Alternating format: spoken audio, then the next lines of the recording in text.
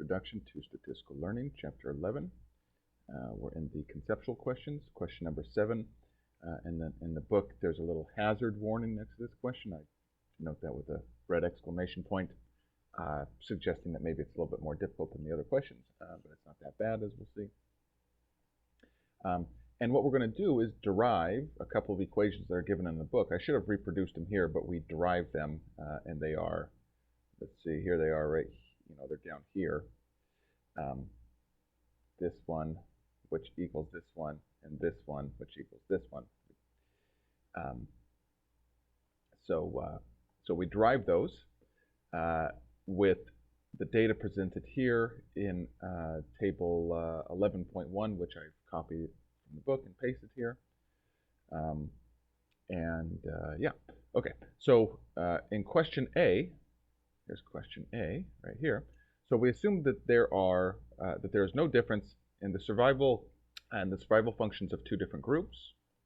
We can think of Q sub 1k as the number of failures if we draw R 1k observations without replacement from a risk set of RK observations that contains a total of QK failures. Okay, so let's just parse that for a second here.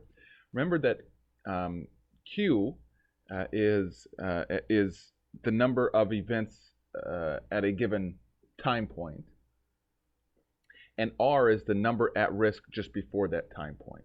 And so here that time point is K, and the 1 represents group 1. And so if there is no number there, so like here, QK is without regard to groups. So in other words, both groups, group 1 and group 2. Okay, so hopefully that makes sense. Argue that Q1K, again, the number of events in group 1, follows a hypergeometric distribution. Write the hypergeometric distribution parameters of this distribution in terms of R1, R sub 1K, RK, and QK. Okay, well, to do that, we first need to know what the hypergeometric distribution is, and I've created that down here using terms that are not part of the problem. So roughly, a hypergeometric distribution describes the probability of sampling little n cases out of big N possible cases, okay, where within the big N, population or whatever, the total sample, A of them are of a particular type, and N minus A are of another, or, well, no, I shouldn't say of another, are not of that particular type. Okay. And so what the distribution is asking is, okay, well, given that there were A of a particular type out of big N, what is the probability that we draw exactly little x of those A's and N minus x, little n minus x, from N minus A? Okay, so hopefully you can kind of follow what I just said there. Trying to verbalize math equations is often foolish, but or makes you sound foolish. But hopefully you can follow that and use these bullet points to kind of piece that together. You might also want to go to, where is it? To this website right here, probabilitycourse.com. It is a fantastic online free textbook on probability, and you can find all sorts of interesting things on here, including information about the hypergeometric distribution. But leave that alone. Okay. One more thing, just in case you're unfamiliar. So these large parentheses in the vertically stacked quantities, this is the choose function or the combinatorial function, which is given here. Okay.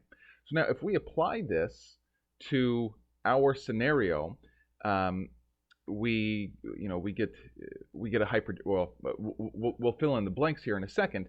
But my first pass at answering this, I read it one way that suggested this representation, and then I realized, well, maybe you could read it another way and get this representation. So So let's try to walk through what these two things are saying.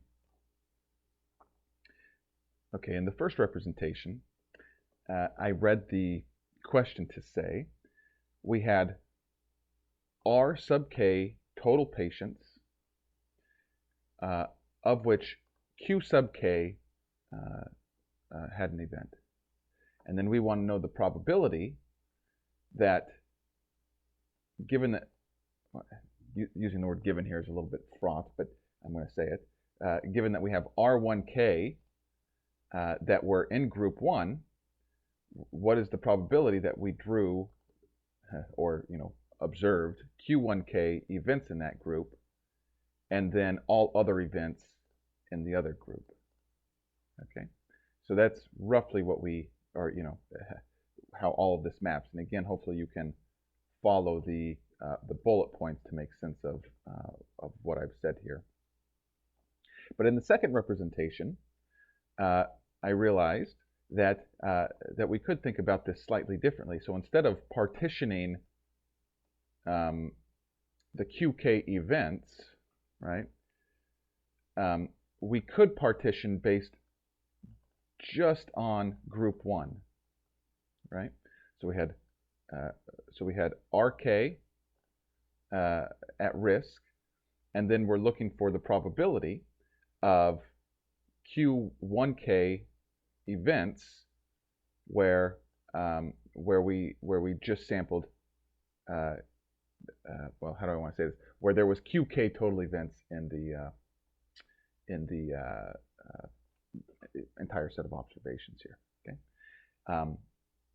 So this is a little bit concerning because we're trying to show, we're trying to derive a very particular couple of equations, 11.5 and 11.6, which happen to be the mean and the variance of